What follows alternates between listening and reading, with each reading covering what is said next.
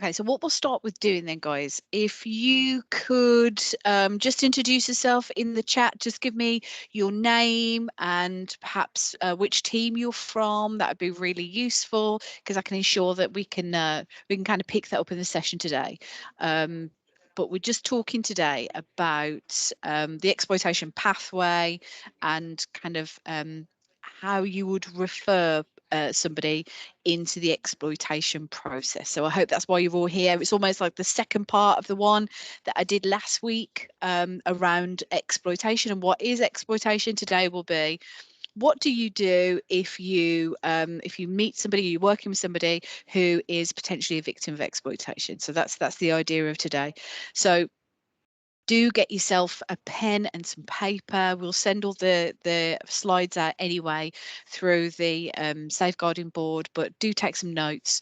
And just like in any other session that you might have done with me, if there's anything pertinent that you want to ask right now, either kind of pop your hand up or just kind of pop it in the chat, and I hope that I'll be able to pick that up for you. But for those of you that don't know me, my name is Katie Story-Young. I'm the Exploitation and Missing Team Manager. Just giving everyone a look. So yeah, like I said, utilize the chat. Just tell me who you are. That's really good. I'm not going to share anything today that's going to be too worrying. I'm not going to share anything today that's going to kind of make you walk away and you worry or think about this stuff. But if you do, I'll be here to the end of the session, or you can contact me post the session if that's useful for you.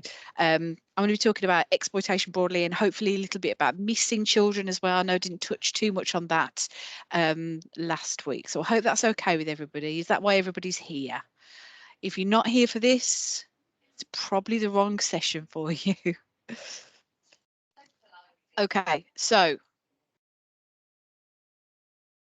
brilliant. Everyone's popping it there. Good. Okay, so there's a couple of people from different agencies, which is fantastic. Schools, fantastic. Welcome. Okay, so I'm going to share with you the process, the pathway, the exploitation assessment. And like I said, all this will be sent out to you post this session today. So in terms of what we see in Warsaw, then some of you with me last week, and you will know what do we see in Warsaw. We see some real themes of the work that we're doing in the exploitation hub, and some of that is about seeing children and adults as victims. We have an all-age exploitation process in Warsaw, so we don't cut off at 18 like a lot of kind of other local authorities do. Our processes work right the way through. That's why it's really good to have Veli here from Adult Social Care. So we work literally right the way through in terms of exploitation. What I would suggest is if you have exploitation concerns for a child under the age of 13, then that's much broader in terms of exploitation, that we need to think about that in a different way. So generally speaking, the exploitation team sees children from kind of 13 onwards. If it's under 13, there's a different response in MASH, but just to give you a kind of idea, in terms of children under the age of 10, for example, that are being exploited, I would suggest that, you know, there's a potential kind of parental response rather than a kind of contextual safeguarding one. So that's why I'm saying kind of children under the age of 13 will get a different response. So in Warsaw, as I've said, seeing victims as victims is really important, and the language I'll be using today is very much kind of victim focused. And I use that term victim. I know there are lots of other ways that we can talk about exploitation. I know some victims like to be called survivors of exploitation. I know some victims don't know they're victims of exploitation, but for the purpose of the presentation today, I'm going to use the term victim. I hope that's okay with everybody. We have a daily triage discussion where when you've completed an exploitation assessment, it comes into our team, and then each day we discuss any new referrals. And currently that's a predominantly child-focused discussion, but we also include adults within that discussion as well. So I will be talking about both today. In Warsaw, our kind of child-focused discussion in a morning is called daily triage. So you'll hear me talk about that as well. We are not very good at spotting earlier signs in Warsaw. So what tends to happen is a lot of referrals come through to the exploitation team, and they're kind of a little bit further down the line. So perhaps they're children or young adults who've been missing a lot. Perhaps they're people who have already been exploited, and as practitioners, we're not picking up kind of referrals from an early age. So I want us to be mindful of that if you're working with younger people or younger adults. When is the right time for you to put in an exploitation assessment? So I'll talk a little bit about that today. And in terms of referrals, like I've said, our referral process goes right the way through to 25. So a lot of what we'll be talking about today, hopefully some of that transitional stuff, 16, 17, 18-year-olds. So I'll pick that up. And trafficking as well. I'm going to talk a little bit about trafficking. I hope that's okay. All right. Am I okay to move on? Can you hear me okay again, or do I need to move? If someone could just let me know, that'd be great. Yes, yeah, we can hear you. Fabulous. Thank you. It's very hard when I can't see your faces and I can't hear you going through stuff like this. Okay, so the exploitation assessment, just give me a very quick thumbs up if you've seen the exploitation assessment in Warsaw, if you've ever completed one. Just so I kind of know in the room if you've done that in Warsaw. Okay, brilliant.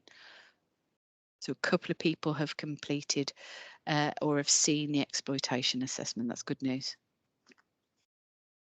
Okay, so we used to have in Warsaw a screening tool, and there's a lot of local authorities that have screening tools for exploitation. But what we recognised is screening tools aren't particularly good. They just kind of tick boxes.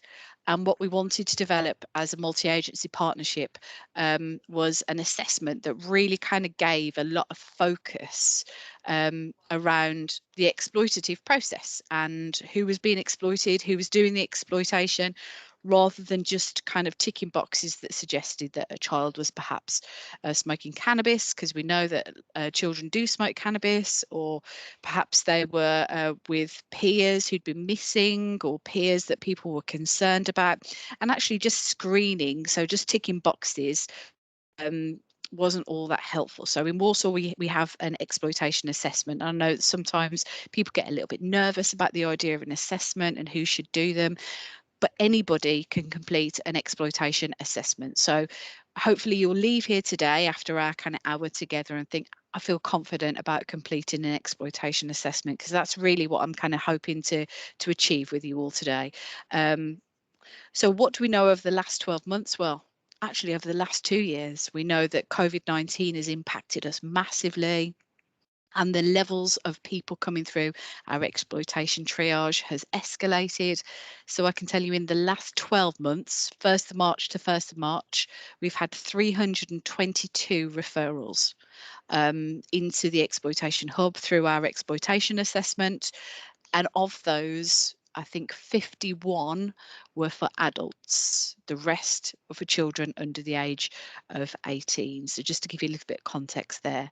And the types of stuff that we kind of see coming through the team, all different types of exploitation. So we see criminal exploitation, sexual exploitation, as you'd imagine with an exploitation team, but we also see some referrals for adults who've been financially exploited, adults perhaps who've been trafficked, and victims of all ages, for both victims themselves and for their families. So we see a really diverse range of referrals put through to the daily triage through our exploitation assessment.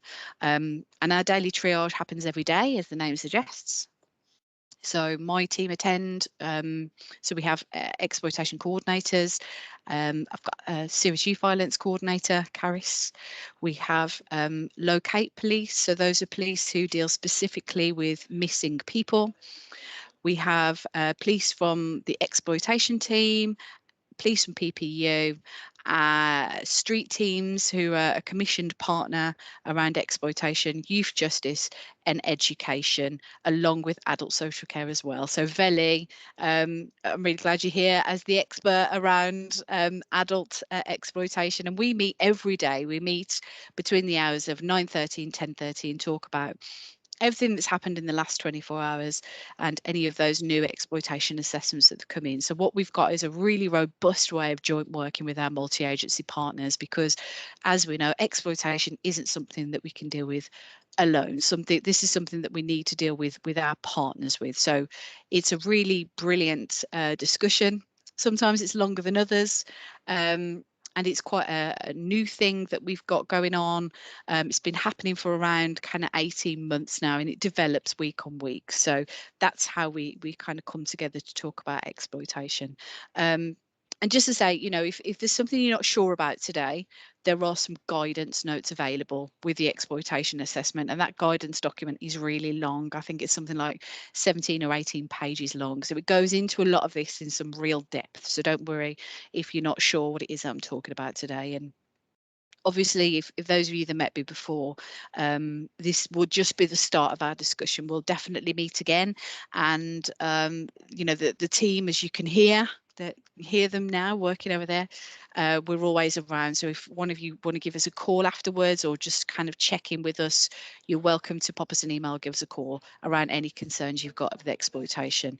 But just a note of caution, obviously, when you're working with exploitation, it's really important that you work with your manager. So you're telling your manager this is what's going on. Perhaps, you know, you want to have a case discussion with your manager about one of the people you're working with, and that really should be your first step before you complete an exploitation assessment. It's speak to somebody else. So please don't feel that you're on your own with some of this work. So that's the exploitation team. And I'm going to move very swiftly into the exploitation assessment. Okay, so the assessment itself is 12 or 30, I think it's 13 questions long now. So it's not a kind of big assessment. It's not a child and family assessment or anything like that. It's specifically around the issue of exploitation. So I'm going to go through it with you. And in the first instance, the kind of assessment says this, and it's a bit silly really, but you'd be surprised how many people miss it. Okay. So the idea is that before you complete any of the exploitation assessments, is that you read the guidance that I've just spoke to you about. So again, I'll make sure that comes out to you. And when you completed the guidance, so when you complete the assessment, you then email this assessment to my team. So it comes into our duty inbox, and that inbox email address is there, and it's on the assessment itself. It's just missing exploited children at warsaw.gov.uk. And that then goes through to one of my coordinators, who will kind of have a very quick view over it before we decide any further actions. But there's a couple of things to say here. And that is the piece in red is, if it's an emergency, don't complete the assessment form, call 999. And if you know that a crime has been committed or is due to take place, then it's your duty as a safeguarding professional to call the police. So please don't feel that by just completing the exploitation assessment that you're negating all of your safeguarding kind of duty here. If you're aware that a crime has been committed or is due to take place, then you need to call the police on 101 or 999. I hope that makes sense. And the reason being is that, you know, we have some really high profile stuff come through to the exploitation inbox. I'll give you an example. Had a referral maybe 6-7 months ago of an adult woman, I think she was kind of mid-20s, who had been kidnapped from the street, placed into the back of the car, and forcibly raped into by a perpetrator. And what happened was, she then told one of the workers that she was working with that this had happened to her, and the worker completed the assessment, which is fantastic. It was a really good assessment, but they sent that in, and there was a delay. So the police didn't hear that information, which is a real worry, because that's a really concerning feature. So there's times where you need to call the police, and there's times where you can call 101. If you're not sure, speak to your manager and talk it through with them. So do that before you complete the assessment. Don't wait, fill in this form, and then think, oh gosh, I need to speak to the police. So be mindful of what's a crime and what isn't. I hope that's okay with you all. And some people kind of ask, well, what's a crime? Well, I would suggest, if a law has been broken, or if someone's at risk of significant harm, then I would call the police straight away. And if you call 101, they may tell you to call 999. But mostly it's a 101 call. So just so we're clear. Okay, so the first kind of a page of the assessment is pretty standard. This is the first question, and it is about the person that you want to send the information in on. So it's pretty standard stuff: their name, their current postcode, their date of birth, any other names that they might be known as or aliases. And there's a little bit in there about, most importantly, our first kind of question that we ask there is, does this person have any additional needs, either diagnosed or otherwise? Um, and that's important because a huge portion of people that come through the exploitation route have additional needs, so either diagnosed or undiagnosed with kind of autism, spectrum type disorders, ADHD, ADD, but also mental health issues, for example, such as bipolar, depression, anxiety. And it's really important that we understand that, because actually, if we know that that person's got additional needs, we take that into consideration from the get-go. So, for example, if you've got a child and perhaps they've got ADHD, they're going to see risk in a very different way, which will potentially raise their risk further on down the line. If a child doesn't see risk and has perhaps been working with practitioners and that kind of risk isn't getting through, there could be other reasons for that. And part of that is perhaps additional needs. So we front load as many of our conversations as we can around any additional needs that a victim may have. So that's why it's in the very first kind of step in the question. The other part, of course, is about where that person's currently accessing education, training, or employment. Is that perhaps linked to their exploitation? So there is a little bit more behind the questions that we're asking. They're not just simply, where does this child go to school, or where does this adult go to work? It could be that actually those locations are really key in terms of exploitation, and that's kind of why we ask it here. So you might think it's quite a simple question, and you're kind of thinking, well, why am I being asked to put my school down when I work in a school? But it's important. So please just kind of follow through the kind of questions as they come in. And then going from there, we ask, who the person lives with. Perhaps they live with a partner, perhaps they live with other family members, perhaps there's other kind of younger children living in the property. And it's really important to kind of understand that as well. So that's the kind of first question. Who is this assessment about? So it's quite simple. I'm sure you'll be able to do that now without much kind of understanding of the exploitation assessment. But the second question, and this is one that mostly doesn't get completed, interestingly, and it is really important, is who are you? Who is the person referring, and has the person given you consent? And that sounds really silly. And I have a lot of kind of assessments that just come in where somebody says, I'm the social worker, and my name's Katie Story Young.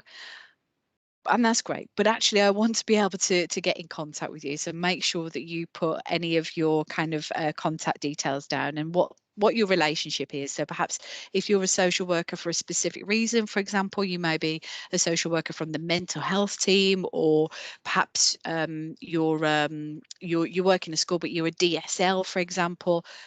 Putting that relationship down is also really important. So please try and complete the assessment questions in as full of detail as you possibly can. So that's question 2. Again, really simple. You all know that. I suppose moving into the kind of exploitation assessment itself, we now start to ask some of those open-ended questions that are really important when we're working with victims of exploitation. And the first one being, how is this person being exploited? So we're not kind of asking you to tick any boxes here. We're not kind of asking you some kind of deep and meaningful questions. But from the get-go, we're asking you, how is this person being exploited? So perhaps, there's you've got some information that this person's being criminally exploited, for example, or perhaps is at risk of criminal exploitation.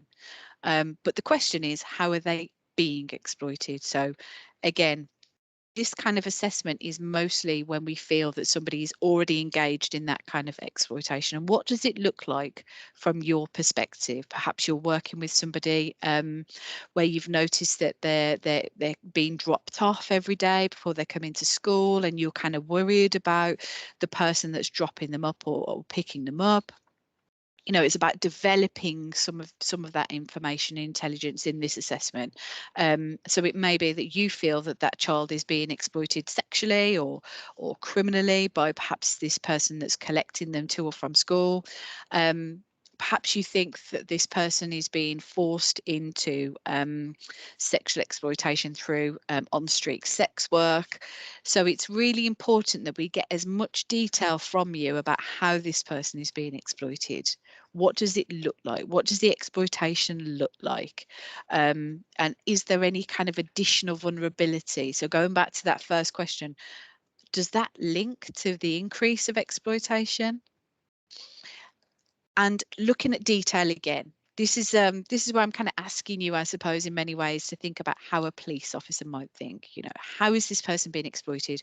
It's always really good to have that kind of detailed information. So perhaps you know that on Tuesdays this person is picked up from Walsall bus depot at 7:30, and you know this perhaps because you've seen them being collected, or perhaps the parents told you of that.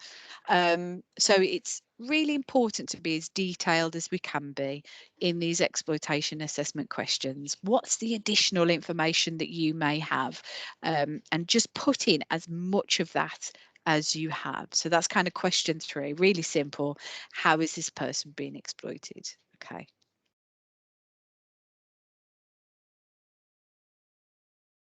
The next question is, what does the exploitation look like?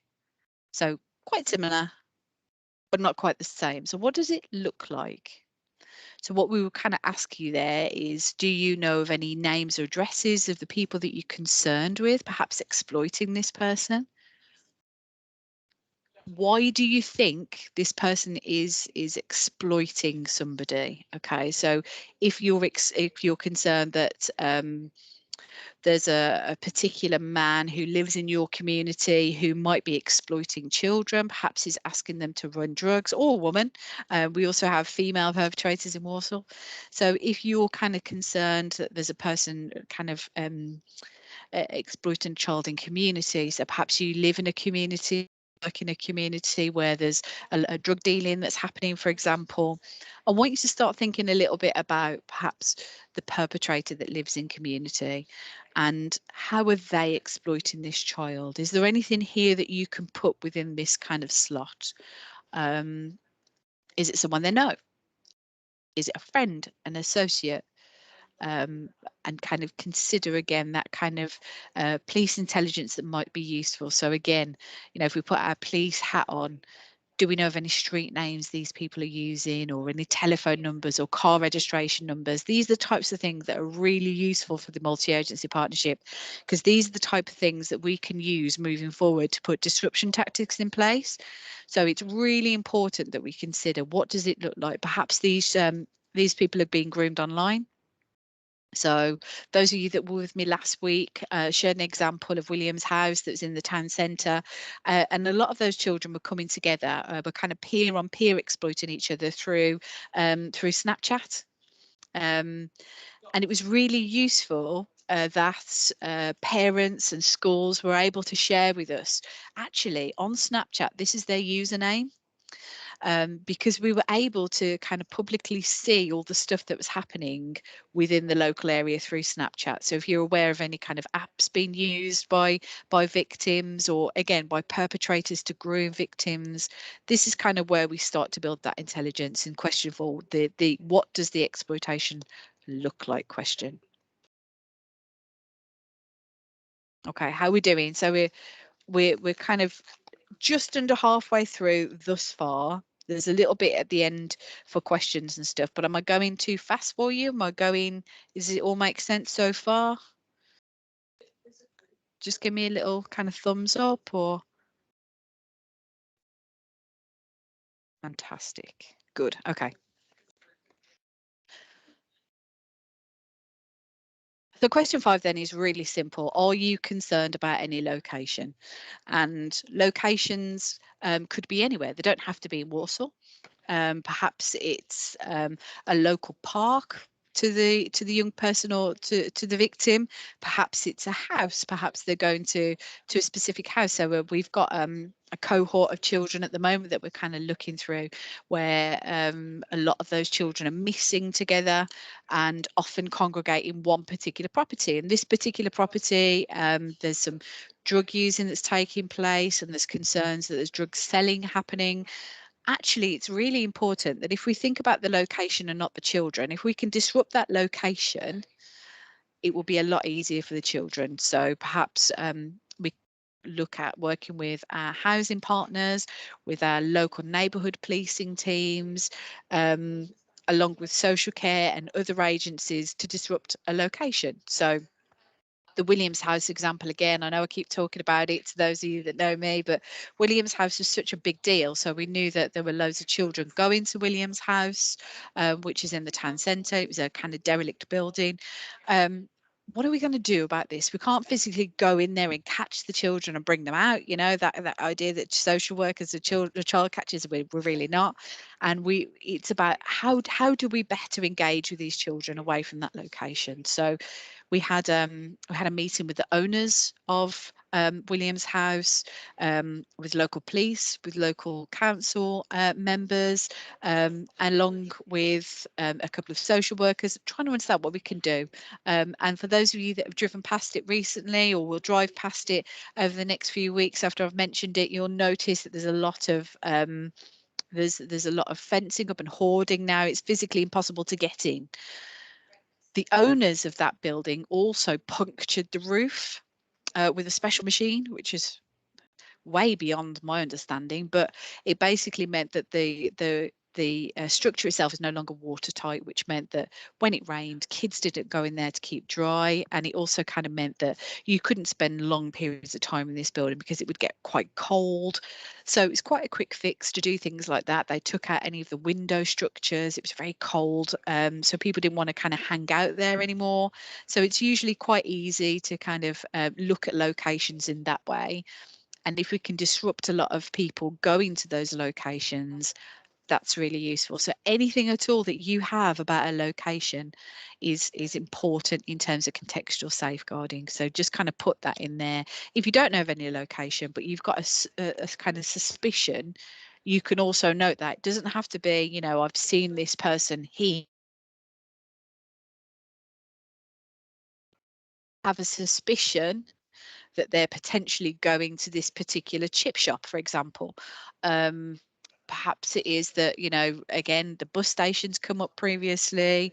This is a lot, you know, you have a lot of children coming in and out of the bus station at certain times after school.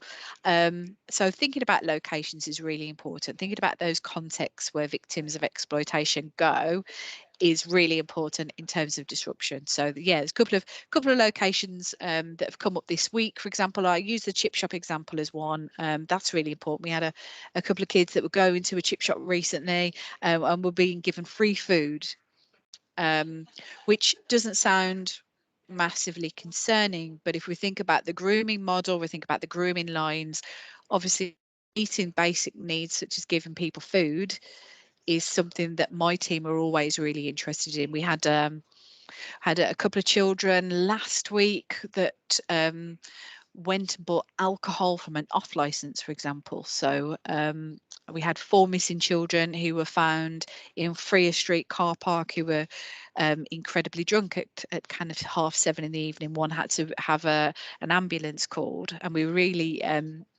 quickly able to find out where these children were buying alcohol from. So we sent some test purchases out there, and we got our friends in Trading Standards involved. Trading Standards live just behind us in a different building, well, sorry, in a different room. So we always kind of knock on people's doors and say, how can you help us out with locations? And it's a lot easier to disrupt locations than it is to kind of disrupt, you know, kind of lots of people together. So just be mindful of that. Other locations to think of, perhaps there are locations where there's a lot of antisocial behaviour happening. Had locations where there's been adult victims of sexual exploitation thought to be working or exploited, I would say. So always think about the context and where that that location's going on.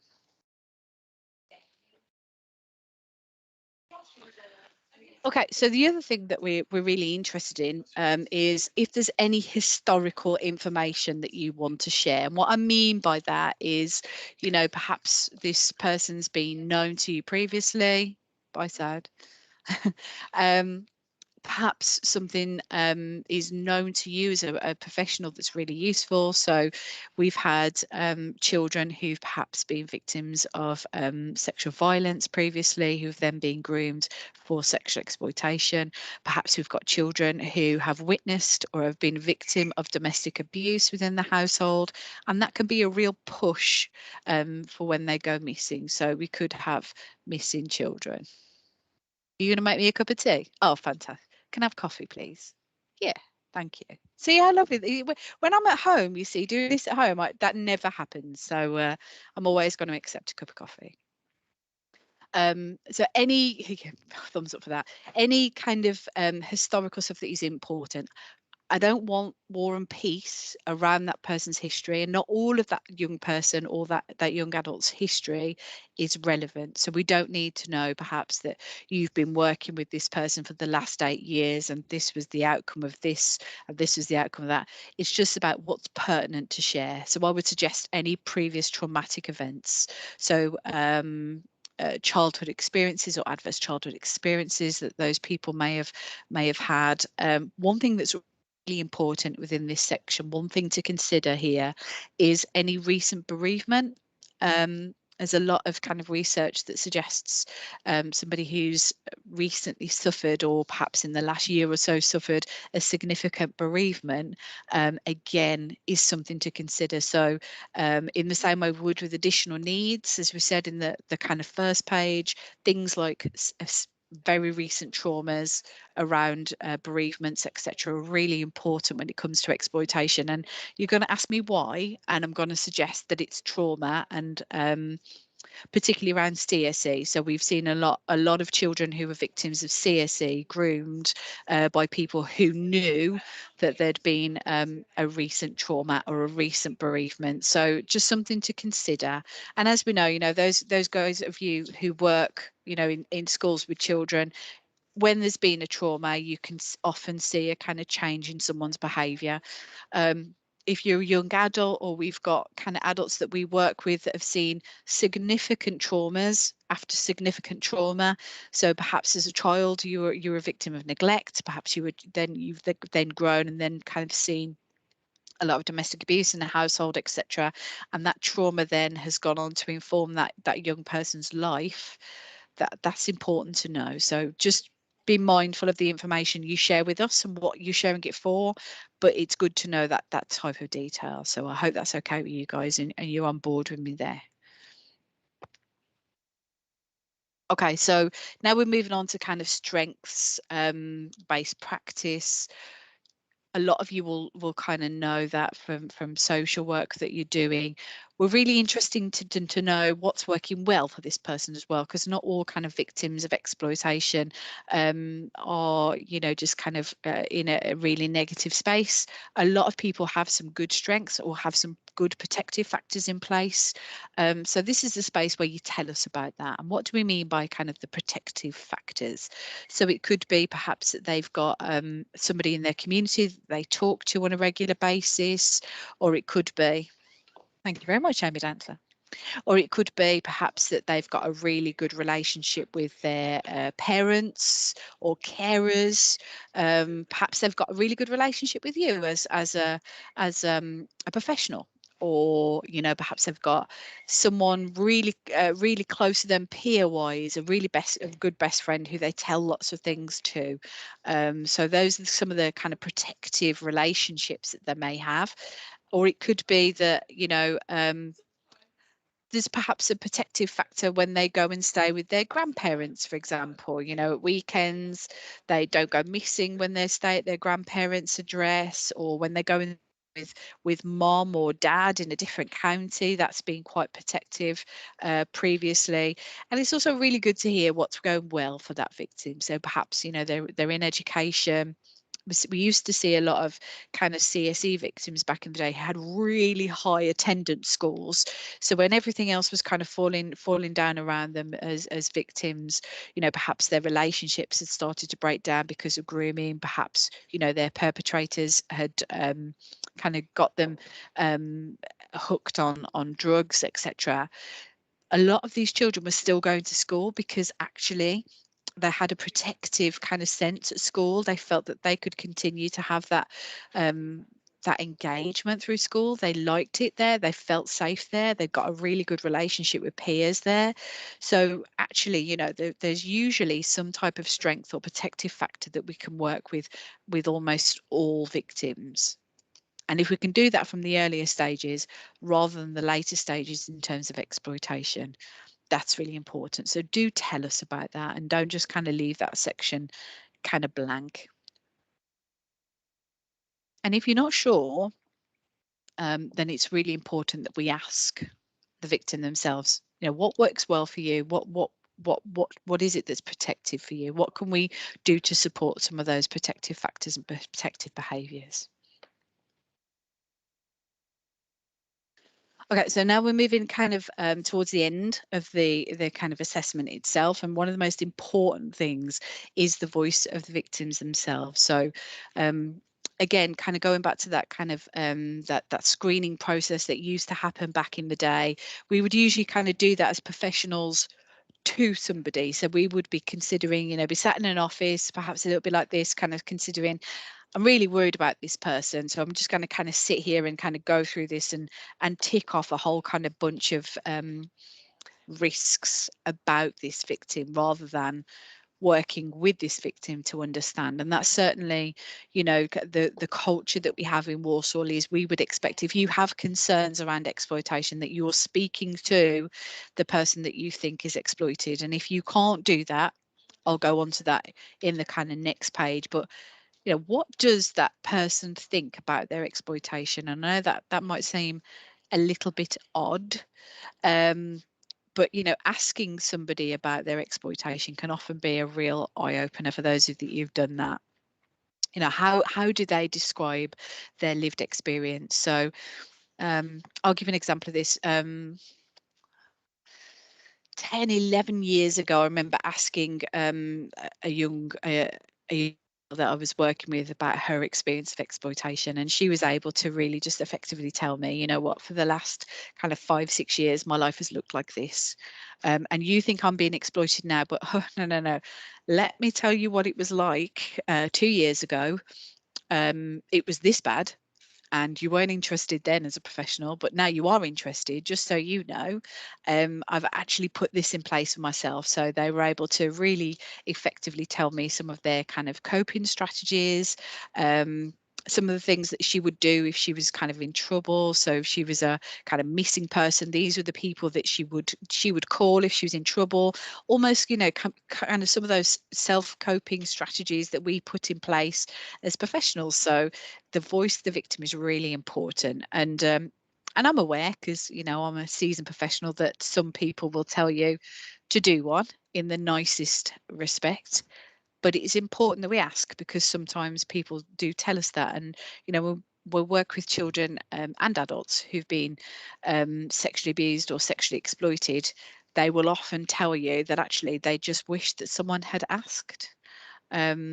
Particularly when there's like sexual abuse within the household, for example. I know as practitioners, we're often like, something doesn't feel right here. And I'm a great advocate for just really kind of asking somebody, are you okay? Is everything okay at home? Are you worried? Do you want to talk about stuff?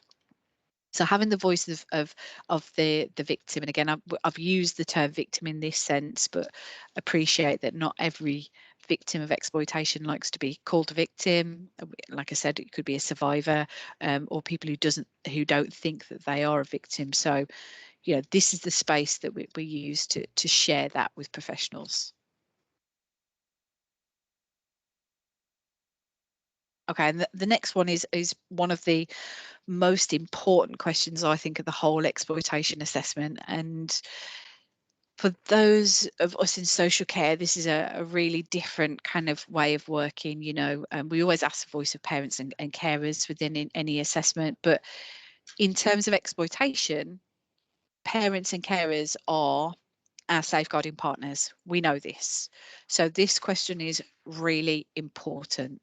So if you're working perhaps with parents of children who've been exploited, they will very often usually have trauma of their own. If they're aware of concerns, and not all parents are, if they're aware of concerns, they're usually the first point of contact for sharing information with you. So, I've known parents kind of fit CCTV cameras, for example, because they're trying to kind of capture some information around who's collecting their children. A lot of parents will have things like Find My iPhone stuff on their phones, which is really useful because they can share locations with you. So, for example, they can say, Caris is always missing. Whenever she's missing, I'll look on my phone and I can see that she's usually in William's house. So that kind of stuff, again, links back to that first question around locations. Parents and carers are the key to this information, and you will find majority, more than 90% of parents and carers will want to be on board if they feel their child is being exploited. It's a very different kind of safeguarding process to some of the other safeguarding processes that we're doing in social care, things like neglect, etc., and traditional social care, where we're looking at parenting as part of the problem. Being as in exploitation, we absolutely see parenting and parents and carers as safeguarding partners. And there's a whole kind of host of material out there that PACE has produced. So if you're working with parents or carers, for example, there's a really fantastic resource online called PACE, Parents Against Child Exploitation, PACE, and it's pace.org.uk. I've got some fantastic forums and stuff for parents to share some of their information. It's really powerful. So for example, there's a whole host of parent mentors. So if you're a parent who's been through a journey of exploitation and you've been through the frustrations of working with police trying to report your children missing, or you've been through the frustrations of trying to work with social workers who just kind of want to come around and talk to you about your parenting ability, but actually what you're saying is, this person outside of my home is exploiting my child. So there's some really amazing kind of resources there if you wanted to take a look and share that with parents and carers. And again, that's in the guidance notes that goes with this assessment. So please put in there as much as possible. What do they think about this exploitation? What are they doing to safeguard their child or the person they're living within their family? And perhaps they may need some additional support themselves. So this is a really good space to put that. Perhaps they're going through some kind of trauma because of what they're seeing their child go through. So be really considered in this question, and that's going to be really useful to my team. Okay. So moving on then, does this person who's been exploited, have friends or peers that you're concerned about? And that sounds really open because it is. I want you to consider here any kind of gang affiliation, group affiliation. Those of you that were with us last week when we spoke about urban street gangs or organised crime groups, this is the space to tell us all about that. Or perhaps you've got like I kind of mentioned earlier, some children who are missing together, or they've got kind of peers or friends you're concerned about. This is the space that you tell us about it. And more importantly, what evidence do you have? Perhaps you work in a school and you've noticed actually that these children tend to leave school together. Perhaps they leave school early. Perhaps you've got young people who are connected in quite a large group that you're concerned about. And And this is the space to tell us this. And it's again going back to that kind of contextual safeguarding model. So we've kind of looked at the parents and carers voice, and now we're kind of looking at that kind of cultural competency around friends and peers that you may have who are connected to this victim of exploitation. Does that make sense?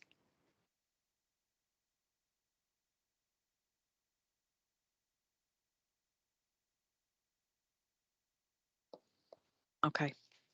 So coming to the end of the assessment then, and we will take a short break after that, don't worry. Once we've kind of put all of our context in some of this this assessment, we will ask you, what is your personal kind of view of what's going on here. And currently, although this will change in the next few weeks, we kind of grade stuff in terms of evidence of vulnerability to exploitation. So perhaps if you've completed this assessment and you're not actually seeing evidence of exploitation, but there's evidence of vulnerability, then I would ask you to kind of tick the box that said evidence of vulnerability, or what used to be kind of termed as low risk. And again, I'll be taking these out soon. So we won't have low, medium and high. We're just asking you for evidence. So using all the questions that you've just completed, what is the evidence of vulnerability to exploitation? Has this person been groomed? And if this person has been groomed or targeted for the purposes of exploitation, then I would ask you to tick that box, that there is evidence within your assessment that this person's been groomed or targeted for the purposes of exploitation, and would, in old language again, be termed as kind of medium risk.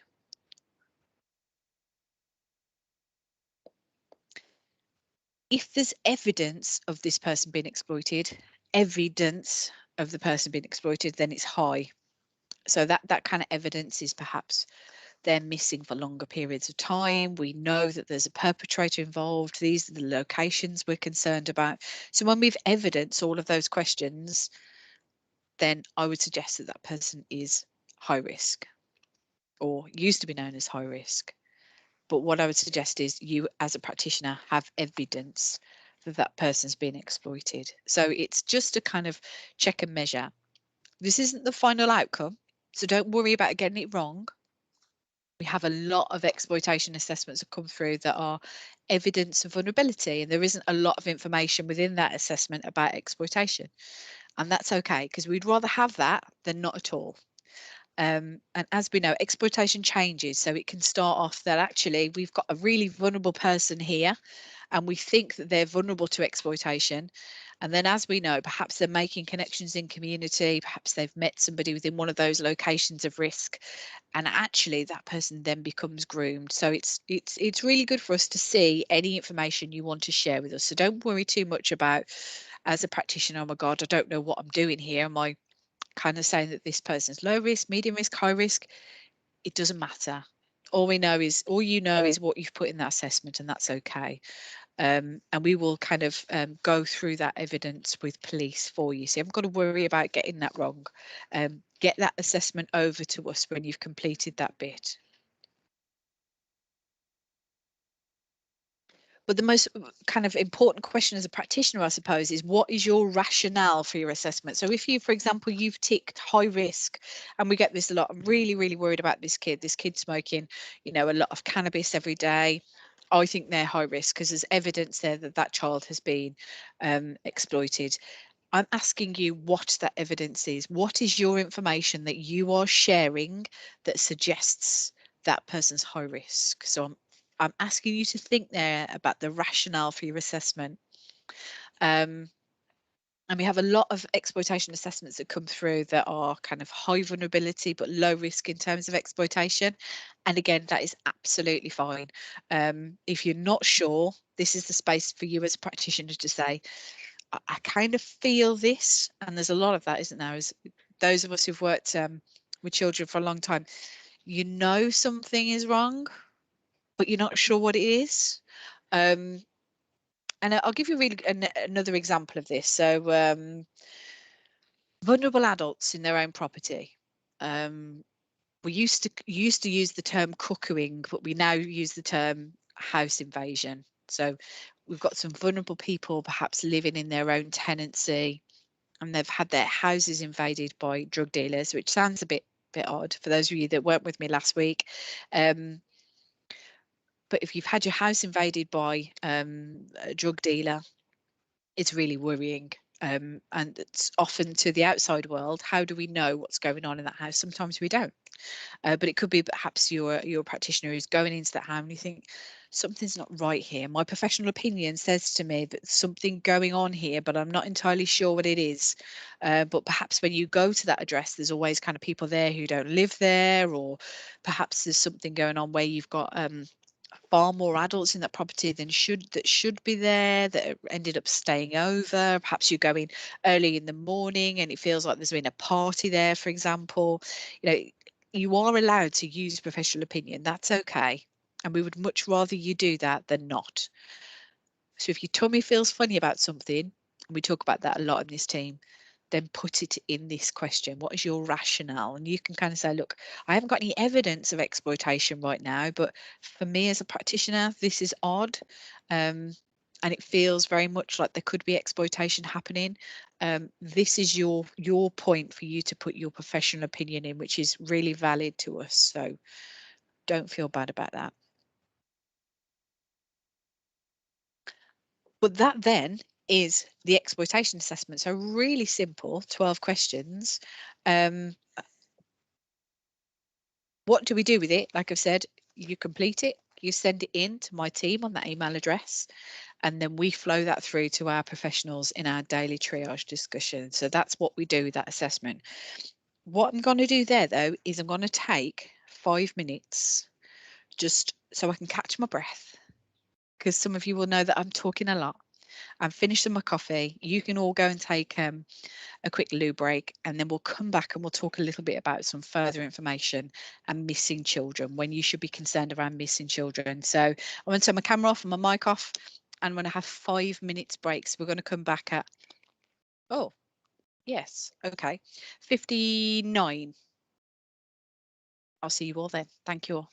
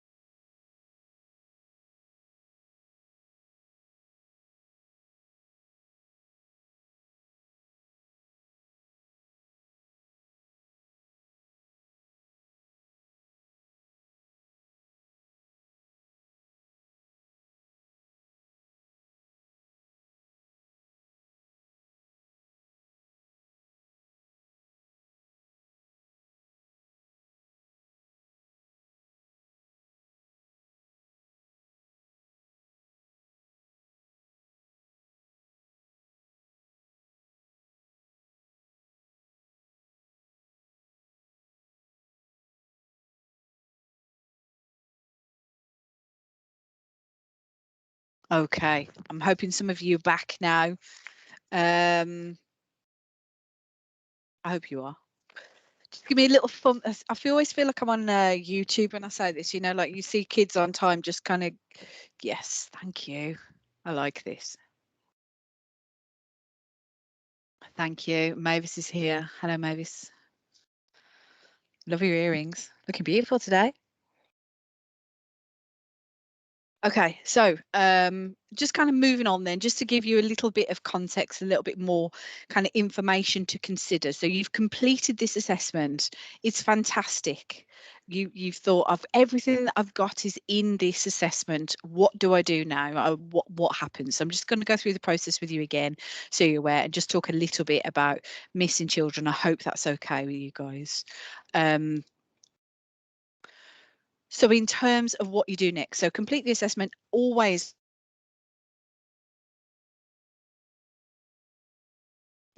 check it before you send it out, talk to your manager about it or talk to your colleague about it. Have I covered everything off? And the reason being is we can't tackle exploitation in isolation. It is a multi-agency response. It's good to have everybody's kind of idea about what you're thinking. And also in terms of your own trauma, you know, if there's something really bad happened, like that kind of example I gave you earlier about the woman who was bundled into the back of the car and kidnapped, you know, that's quite heavy.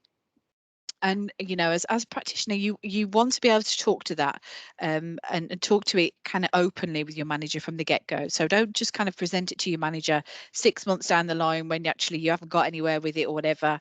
It's good to start from the very beginning with them, so you're not just having that load on your own. Working in exploitation is really complex, and we're your kind of guide there, so you're not completely on your own. If you're a practitioner who works on their own, you've got us. Okay, we're part of your team, so don't feel that you've got to deal with this on your own and you're not sure.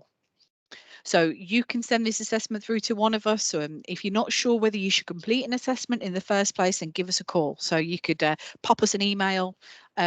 We do a duty service from 8:45 until 5:15 every day. Pop us an email and we'll always come back to you. So we've got a duty coordinator and exploitation coordinator who picks up the assessments and picks up emails through the day as a duty service. And we can always call you back and say, can I help you out here? Is there something you're a bit stuck on? And again, those kind of tummy feelings, this feels like exploitation, but I'm not sure. We can help you with that. So get in touch with us. Have a read of the guidance notes. Like I said, there's a whole kind of set of notes that goes with this assessment.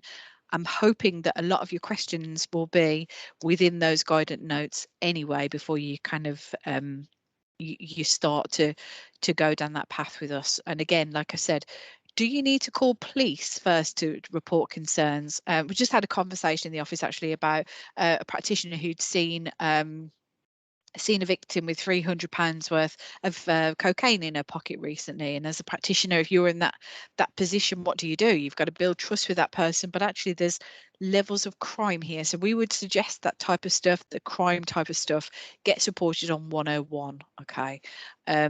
And again, if you're perhaps a practitioner and you're seeing things happen within your own community, we've seen a lot of that lately.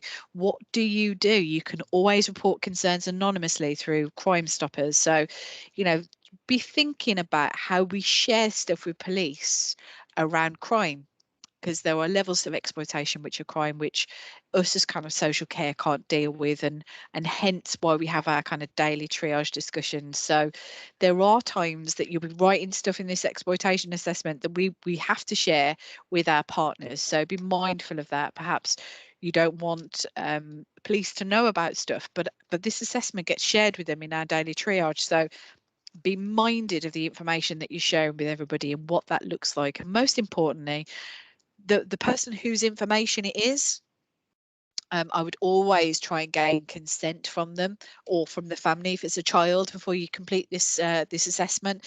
Don't do it with letting them know. Don't do it without getting their voices, because as I've said, you know, often they're really important partners to this work, and it's important that we have people on side. But also in terms of kind of that kind of cultural competency stuff I spoke about, it's important that we really kind of show parents and carers that we're there to work together as a partnership, which might not have happened historically in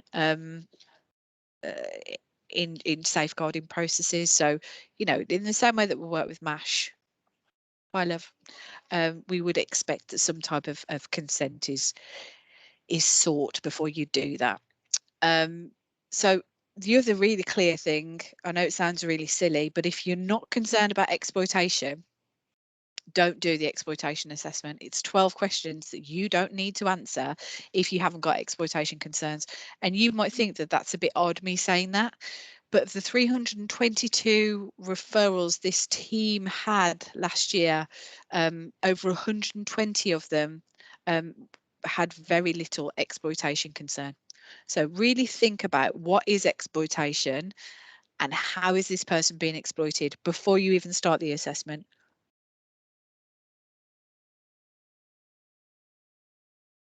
Okay, so what are your thoughts and feelings so far? We've already had a 5-minute pause, but you know, from what I've said today, and I've rambled a lot for like almost an hour now, what are your thoughts, feelings, observations, anything that you want to kind of come back to me at this point around the assessment? Have I made sense? Is there anything that you want me to pick up on? Feel free to either pop it in the chat or take yourself off mic and kind of ask a question if you want to. I'll just pause for a little sec.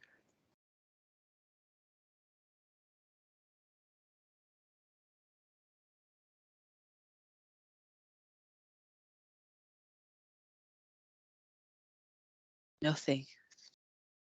Oh, I have a question. Way, who's that?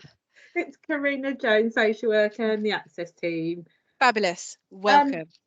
Thank you. I completed I remember completing a exploitation assessment. This must have been earlier last year, and it was a young man who was being enslaved by his aunt and uncle. He had recently come over to England, and I remember completing that. And at the same time, because we had to, you know, he was living with these exploiters, so we had to get the ample opportunity to actually visit him where he was residing with his cousin. So I'd gone out to see this young man, and you know, this was the first time I had a very positive kind of, you know, working relationship with yourselves, with 2 police officers that came out straight away. And I didn't know at the time that yourselves had the kind of resources to refer young men to safe houses. So, you know, that was a very positive experience and a good outcome for him, because they were able to get him straight into a safe house. They did the referral, and then I did the NRM referral, and he was safely supported to a refuge. But I was just thinking, I know that's not going to be the same outcome for you know, millions of referrals that go into yourself. So I was just wondering, what would the outcome be of other cases similar to that, or, you know, following that? Because I'm only aware of the referral process, but it's the work after that, I suppose. Yeah, so I guess trafficking in that sense, you know, modern day slavery,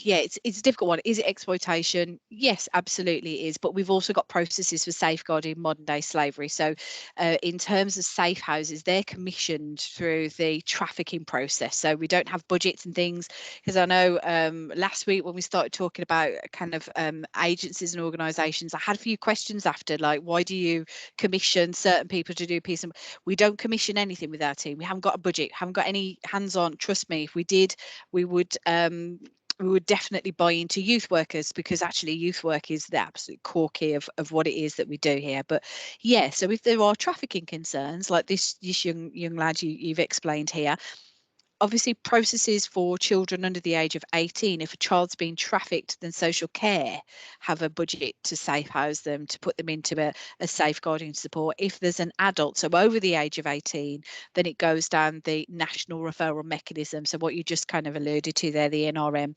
So if we do have concerns around trafficking, and I think I'm trying to think, we don't have many cases like that in that respect, where it's really nuanced work. So I'm really glad you're here.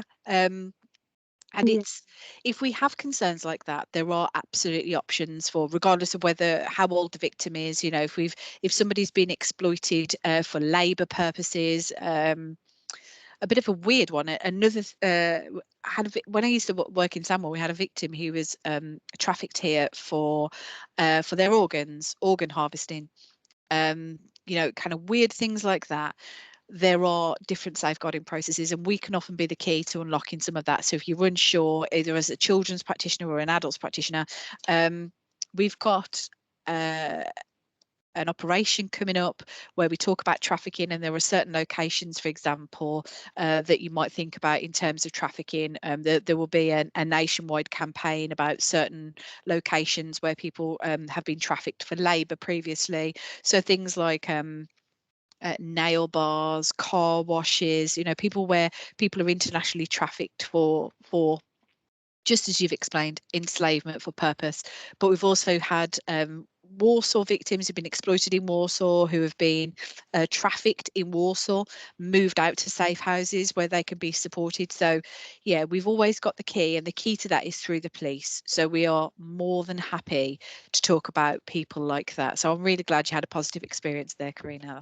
Thank you. That's good news, when things go well, that's good news, because sometimes these type of jobs as well, that I call them jobs like the police do, but these types of cases where we've got a case where somebody's been exploited in that way, it is really fast time, isn't it? And I bet you had one day you're kind of speaking to someone, and the next minute they're moving away. He didn't trust. He didn't have that trust in us. So it was very. I had to kind of word things differently and kind of gain his trust, and say the police are not here to judge you in any way. It's to give you the support.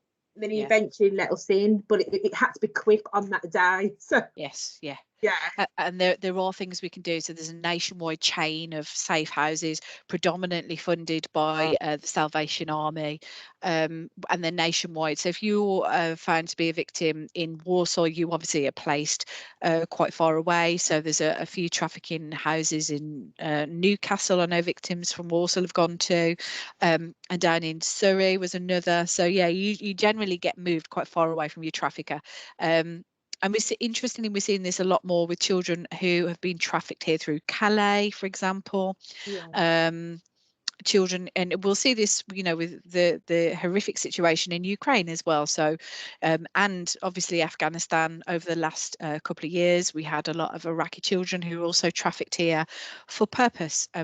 Another, we've got a quite big Vietnamese community in Birmingham, the biggest actually in the whole of the UK. So we have a lot of Vietnamese nationals also trafficked into the Black Country for cannabis houses, nail bars, etc. So there is international trafficking that goes on around us in Warsaw all the time, and it's just about having our kind of eyes open and knowing what it is. So absolutely, if you have a trafficking issue that you want to talk to us about, absolutely get in touch with us. I do run sometimes trafficking kind of inputs through the safeguarding board, and it's certainly something you'll see us as a team picking up moving on. But thanks for mentioning that, really important. Anyone else, any observations, anything they want to kind of say before I just move on to missing children? No. Okay, cool. So missing children then, we've got a slightly different process. The only reason I'm mentioning this is we've got a slightly different process. So not all missing children would come through the exploitation assessment. We've got a daily kind of discussion with police. This is only for children, but I'm minded. Veli, bless her, is also in our daily conversation, and we can access information around high risk missing adults if we needed to from our locate officer, although we don't talk about missing adults every day. So just to be minded, this is about the safeguarding of children. What happened then through COVID-19, as you can imagine, over the last 2 years, we used to have a real peak and trough of children. So certain times children would go missing. So obviously summer holidays, real pinch points. If you're at home in the house with your family all the way through the holiday, there's points at which you'll probably want to leave. So we do have more missing children through the summer periods. That said, we also have missing children over Christmas period, because if you're in the household, and we all know this, periods like Christmas, bank holidays, big football tournaments, if there's domestic abuse in your household, there's a lot of No problem, Rachel. See you later. Take care. So there are always kind of pinch points where children want to leave the household. Generally speaking, about things like, like I've said, neglect, domestic abuse in the household. But also, I want you to think more broadly about exploitation. So not every missing child is exploited, but every exploited child that we're aware of has been missing at some point, and that's important. So it might not be overnight. It could be they've been missing from school in an afternoon. It could be that they're missing overnight. It could be missing there for. We had a child last year who was missing for a considerable period of time, for weeks on end. So for us, missing children is a real kind of starting point where we start to consider exploitation. So if you've got missing children that you're working with, we would expect you to start looking and thinking about an exploitation assessment. So what did we see through COVID-19? As you'd imagine, initially when lockdown started, fewer children were coming through as missing because they were staying at home due to kind of laws in place. If you were a child out on the road, you were a lot more visible than previously. But what we noticed, because of that pinch point, obviously you've got families locked together, in a lockdown 24/7, is we had younger children start to go missing. So that's been a trend that hasn't really stopped. So we had children as young as 10 and 11 go missing from the family home, being reported as missing. So just be mindful, we do have at times younger children go missing. We had a lot who were looked after children, who were groomed by adults and peers. Usually that kind of transitional age, 16, 17, 18. I did say there was some nuanced work around that. So we during that COVID period, we did have some looked after children who would be going missing as well. So looking out for those people, and generally speaking, looked after children tend to be higher up on our list of missing children. That's for loads of different reasons.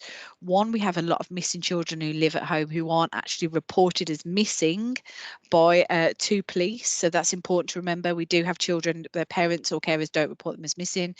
And then actually, if you're a looked after child, obviously we have statutory guidance, you have to be reported as missing. So we're always going to have that slight shift in terms of looked after children. But then you do have looked after children, like I've said, who was like 16, 17, 18, who just want to go out. And often because of their perhaps looked after children plan, they're not given that time away. So they tend to kind of run. So we do have a lot of different reasons as to why children go missing. It's not all looked after children. We've got some really good processes in Walsall, thankfully, around our looked after children. And like I said, there's a lot of missing children who don't get reported. So don't let kind of that skew your view of who the children are who go missing. So it could be that children go missing overnight, as I've said, or just for a few hours. Even if you're missing for just kind of 20 minutes, you don't know, people don't know where you are missing. Okay, so just be mindful of that. We always kind of worry about those children who go for the first time missing. So, where are they? Where they're gone? Even if it's just for kind of an hour away from their parents. First time missing children, that is our kind of number one indicator. And we have something remarkable in Walsall, as we do across the whole of the West Midlands Police. We have a locate police team. So those of you that got social media, perhaps you've seen missing children. Kind of, I need to say advertise. It's not the right word. The social media campaign for missing children, and it could be for lots of different reasons. They're high risk. It could be that someone in community is a risk to that child. It could be that that child usually lives in a place that's really far away, etc. And sometimes police and social care agree that that child should be as part of a social media campaign, and it's the locate police that put those children on social media. So we have it in Walsall a really good process. So those of you that perhaps work with children, perhaps you need to know this. So if we've got a child who's missing for 72 hours or longer, we will always have a strategy discussion. And if we have a child who's been missing 3 times in 30 days, we will have a strategy discussion. And if you're a social worker, you will request a strategy discussion with the locate police.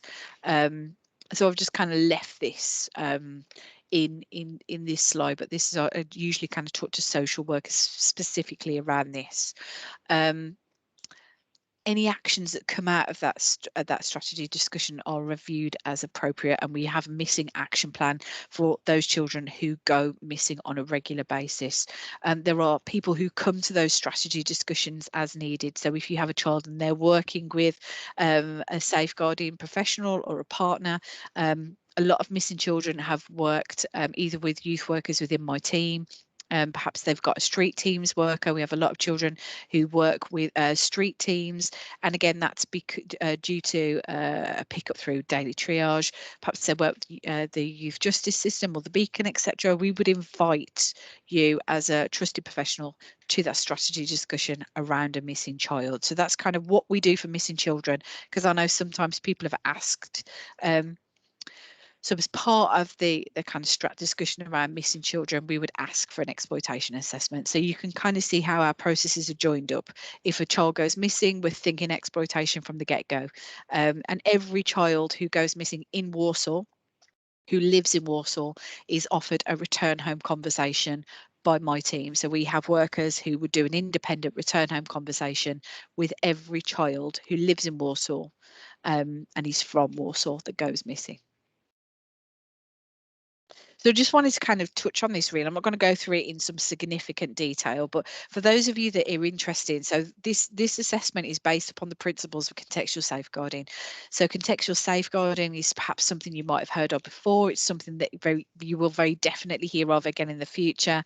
And it's around the kind of dynamics of vulnerability and risk that happen in community. So generally speaking, you know, if we look at the circles there, children's social care have generally looked at the very first circle there, the child and the home. Those are the first two circles. Those are the kind of structures of which general social care practice very much now really is still based upon. So child in need, child protection plans are mostly based upon what's happening for the child in the home, but contextual safeguarding looks more broadly. So it looks at peer groups, neighbourhoods, how schools can be connected. So we've done a lot of work with a couple of schools lately. So Aldridge, Joseph Leckey, New Leaf, where our team has gone out and kind of worked with peer groups around contextual safeguarding. So it could be, you know, where are those risky locations again? So like I've been asking you as professionals in the assessment, we're also working with children and victims around, you know, this very same kind of set of questions that are based on a contextual safeguarding response. So I want us to start thinking as practitioners more broadly around, you know, just the child and the home environment the child needs to live in, but also peer groups, schools, neighbourhoods. Okay. So this slider, I nicked it, as all my slides mostly are. And just to give you a kind of update on, you know, what are the types of things we think about? So in the neighbourhood, for example, we're thinking about, you know, kind of street-based victimisation, grooming, criminal exploitation, CSE in parks, shopping centres, all that kind of stuff. This team will look at any kind of issues that you may want to raise around some of those spaces. You know, we've been working with schools on some of that kind of peer culture, you know, that recruitment of children into peer groups and stuff like that. You know, is this bullying based upon exploitation and gang affiliation? Is this broader? So, you know, these are the types of things that we're talking about, and it will definitely be a concept that you hear in the future. Is contextual safeguarding, but just to kind of just to give you a kind of list of some of the things that you need to think about, you know, that haven't put in the assessment. You know, where are children actually safe in our community? Do you know that? Is that something that as a practitioner you need to understand more broadly? And these are some of the questions that we ask as a team within our daily triage. You know, what role do schools play in this peer group networking, and how do we support that work in schools? What community resources are victims accessing, or what community resources are open to victims accessing in community? So that's how we think as a team. I just wanted to share that with you very briefly. And again, just kind of to kind of say here, this isn't an exhaustive list. I know that I've had conversations with agencies post our discussion last week about why aren't I on the list. This list isn't, you know, a kind of exhaustive list. There are agencies out there, but these are the kind of organisations in Walsall that currently engage with our partnership work that's happening in an exploitation team. So if you're interested in exploitation as a practitioner, it's the same list I gave last week, but National Working Group, or is known as NWG, and that they're the kind of national working group around CSE and CE. That's a national kind of service. There's resources on that website. There's more learning on that website if you want to understand how we work nationally around these themes, or perhaps you're just interested as a practitioner around exploitation. The National Working Group is a really great resource if you want to get involved with some of that stuff there. Also, the PACE website, which is the one I spoke about earlier, the Parents Against Child Exploitation, full of resources that's really useful that you can work with if you work with parents, perhaps. There's the Beacon that we work with on a regular basis for those people that are accessing substance misuse services. Street Teams, as I said, who are a commission partner around child exploitation. So they have mentors and advocates working directly with victims. That's why they're on this list, so we're clear. And in terms of youth justice services, they're part of our daily conversation. Sexual health services, we've got a St Giles mentor who works within the team, Saud. He's here 2 days a week. But if there's any kind of resources that you think that we need to add into that list, then please let me know. Pop me an email and I will happily do that. And that, we've got 5 minutes left, is the end of our session today. So I'm sorry I whipped through that incredibly quickly. If any of you have any questions, as I've said, you can email us. That's our team email address, the one I've been talking about all the way through the session today. And that's my personal email address, katie.storyyoung at walsall.gov.uk, my mobile number. Please don't call me because sadly I can never get back to you because I'm always on Teams lately, it would seem, as most of you are. So just, it's good to just kind of pop me an email. And as ever, our kind of offer is if there are kind of groups of you that you would like us to come and talk to you, perhaps we could come and do a team briefing around this stuff. We're happy to do it if you've got a group of you. Please just don't invite us if there's kind of 4 of you, because if we could get kind of 8, 12, 20 of you, it's better for us. We're a very small team, but we understand there's a lot of work that we're trying to do here around exploitation. So thank you to those of you that have come today. I hope that was the kind of part 2 of what I did last week, or if you've only been with me today for part 2, I hope that was useful for you. Very practical based stuff today, more contextual based stuff last week. And as I said last week, I'm happy to hang on if any of you want to kind of go through any of the stuff that I've spoken about today. So thank you all for your time, and I'll see you soon.